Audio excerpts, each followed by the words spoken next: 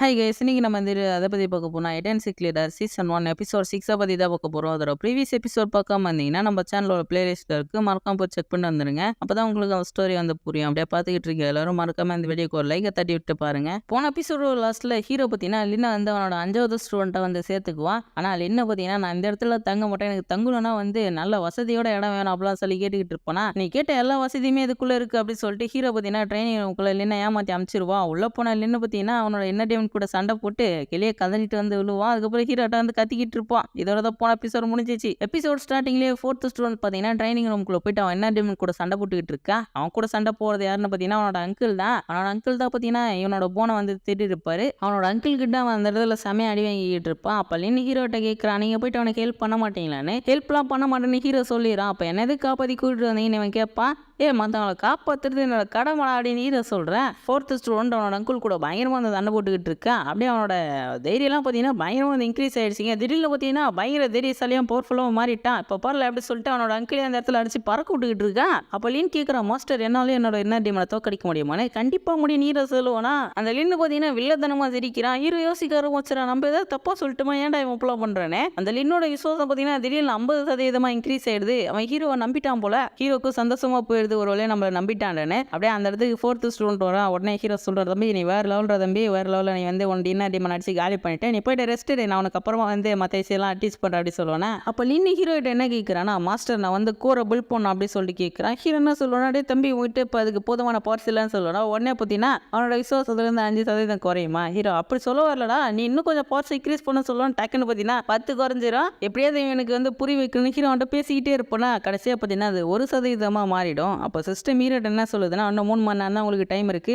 அதுக்குள்ள அவன் வந்து 90% விசுவாசம் வர வைக்கணும் அப்படி சொல்லுமா. ஹீரோக்கு கடுப்பு போயிடுது. அப்படியே அவன் எட்டி பார்த்தீங்கன்னா தண்ணிக்குள்ள வச்சு விட்டுறான். நீ ஏதாவது இந்த இடத்துக்குள்ள இருந்து வெளியே வரும், அதுக்கான வழியை நீயே கண்டுபிடிக்கிற அப்படின்னு ஹீரோ சொல்றான். அப்பயாச்சும் இவன் வந்து என்ன டீமனை தோக்கடிக்கிற அளவுக்கு பவர்ஃபுல்லாக மாறுவான் அப்படி சொல்றது ஹீரோ தள்ளி விட்டுருப்பான். ஆனால் அவன் அந்த இடத்துக்குள்ள பார்த்தீங்கன்னா உகஞ்சு அழுவ ஆரம்பிச்சிடறான். என்னை யாருக்குமே வந்து பிடிக்கல, என்னை யாருமே வந்து கண்டுக்க மாட்டாங்க அப்படிலாம் சொல்லிட்டு அழுதுகிட்டு இருக்கேன். அதை பார்த்த ஹீரோ பயங்கர சந்தோஷமா போயிடறான், அழுகுறானே அப்படின்னு.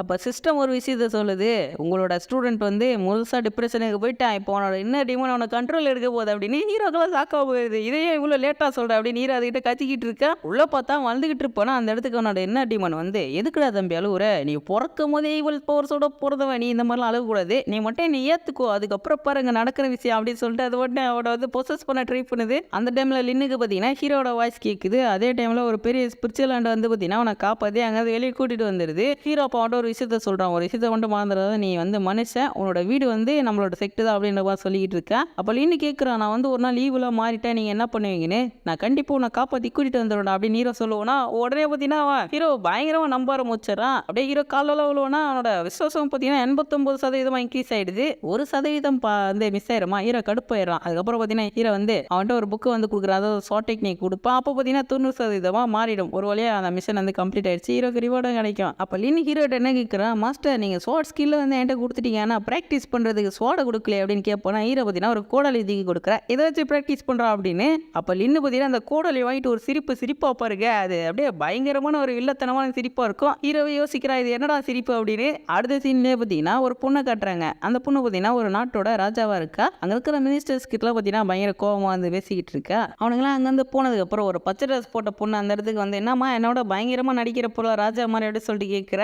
அப்போ இவ பார்த்தீங்கன்னா என்ன மன்னிச்சிருங்க அப்படின்னு சொல்லிட்டு அவங்ககிட்ட மன்னிப்பு கேட்டுக்கிட்டு இருக்கா. அந்த பச்சை ட்ரெஸ் போட்டிருக்காளே அவள் தான் பார்த்தீங்கன்னா இந்த இடத்துல உண்மையான ராஜா. அந்த பச்சை ட்ரெஸ் போட்ட சொல்லி தான் பார்த்தீங்கன்னா வந்து ராஜா மாதிரி அந்த இடத்துல நடிச்சிக்கிட்டு இருப்பா. அப்போ அந்த டைமில் பார்த்தீங்கன்னா அவளுக்கு அப்படியே தலை வலிக்கிற மாதிரி ஆகுது. அப்போ தான் ஒரு விஷயம் தெரிய வருது, அந்த பச்சை ட்ரெஸ் போட்டிருக்காளே அவளுக்கு பார்த்தீங்கன்னா உடம்புல ஏதாவது ஒரு பிரச்சனை இருக்குது. அப்படியே ஒரு ஃப்ளாஷ்பேக்கில் அவங்க அப்பாலாம் பார்த்தீங்கன்னா அவன் நினச்சி பார்த்துக்கிட்டு இருக்கா. உடம்புக்குள்ளே பார்த்தீங்கன்னா ஏதோ ஒரு ஈவில் கர்ஸ் இருக்கா, அதை எப்படியாவது சரி பண்ண சொல்லிட்டு ட்ரை பண்ணிக்கிட்டு இருக்கா. அப்படியே இவ்வளோ கட்டினையோ பார்த்தீங்கன்னா இந்த இடத்துல ஃபவுண்டேஷன் வந்து பில்ட் பண்ணிக்கிட்டு இருப்பா. திருப்ப அதை பச்சை பொண்ணை கட்டுறாங்க. அவள் பார்த்தீங்கன்னா பெரிய போட்டில் நம்ம செக்ட் இருக்கிற பக்கம் தான் வந்து பறந்து போய்கிட்டு இருக்கா. நம்மளோட மற்ற ஸ்டூடெண்ட்ஸ் எல்லாருமே அந்த பொண்ணு ஃபவுண்டேஷன் பில்ட் பண்ணிக்கிட்டு இருக்காங்க. அதை வந்து பார்த்துக்கிட்டு ரொம்ப சந்தோஷப்பட்டுக்கிட்டு இருப்பாங்க, நம்மளோட சீனியர் வந்து பயங்கரமாக வந்து ஃபவுண்டேஷன்லாம் பில்ட் பண்ணிட்டாங்க அப்படின்னு. அப்போ அந்த இடத்துல நம்ம ஹீரோ பயங்கர கடுப்பில் இருப்பான், எல்லாரும் பவர்ஃபுல்லாக மாறுறீங்களா என்ன தவிர அப்படின்னு. ஹீரோவே அந்த இடத்துல செம கடுப்பில் இருப்பானா. அந்த டைமில் அந்த சிஸ்டம் வெளியே வந்து நீங்கள் இன்னொரு மிஷன் வந்து முடிக்க வேண்டியது இருக்குது அப்படி சொல்லுது. ஹீரோக்கெல்லாம் செம கடுப்பு வரும். ஆனால் மிஷனை முடிச்சா ஒரு பயங்கரமான ரிவார்டு கொடுக்குறதா அந்த சிஸ்டம் வந்து சொல்லுவோம். என்ன மிஷன் சொல்லி ஹீரோ கேட்போனா, இன்னொரு ஸ்டூடெண்ட்டை நீங்கள் வந்து தேர்ந்தெடுக்கணும், அது வெறும் 3 மணி நேரத்தில் அப்படின்னு சொல்லுது.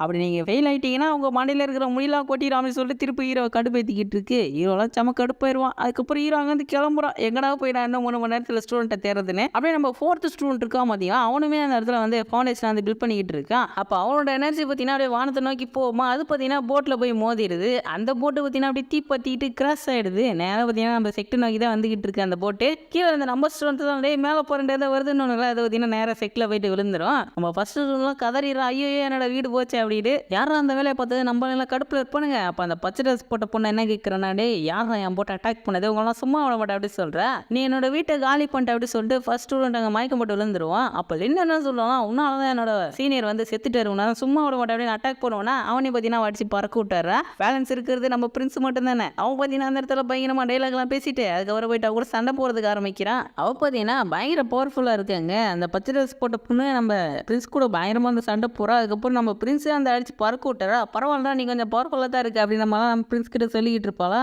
அப்போ நம்ம பசங்க மொத்த பேர் அந்த இடத்துல வந்து ஒன்று சேர்ந்துறாங்க.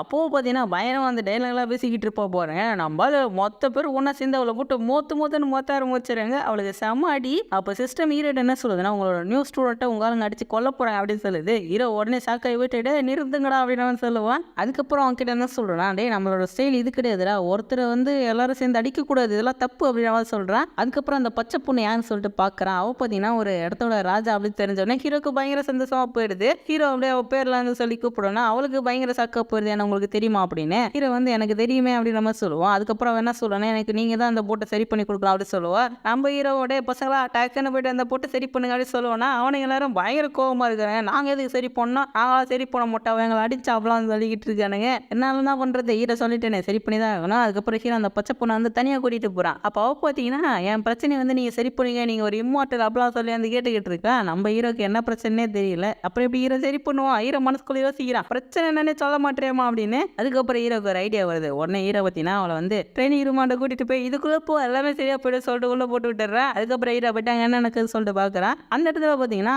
அந்த பொண்ணோட அப்பா தான் பார்த்தீங்கன்னா வந்திருக்காரு. அந்த பொண்ணோட அப்பா பயங்கரமான வில்ல பயபுலையா இருப்பார் போல. வாமா வா என்கிட்ட வா அப்படி சொல்லி கூட்டிக்கிட்டு இருக்கிற. ஆனால் இவ பார்த்தீங்கன்னா அவரை பார்த்து பயங்கரமாக வந்து பயப்படுறா. ஏன்னா அவர் பார்த்தீங்கன்னா அவரோட பவர் இன்க்ரீஸ் பண்ணுறதுக்காக அந்த பொண்ணோட உடம்புக்குள்ள ஏதோ ஒரு கர்ஸை வந்து போட்டாரு போல. அதுக்கப்புறம் அந்த பொண்ணு பயங்கர கடுப்பு போயிட்டு அவர் அட்டாக் பண்ண அவர் பார்த்தீங்கன்னா லைஸாக தடுக்கு அப்படி சொல்லிட்டு சண்டை போய்கிட்டு இருக்கு. அவங்க அப்பாவோட உடம்புக்குள்ள இவ சோன் யூஸ் பண்ணி குத்திடுறா. அப்போ கூட பார்த்தீங்கன்னா அவருக்கு ஒன்றுமே ஆக மாட்டேங்குது. அதுக்கப்புறம் அப்படியே அந்த பொண்ணோட அப்பா அந்த இடத்துல பேச ஆரம்பிக்கிறாரு.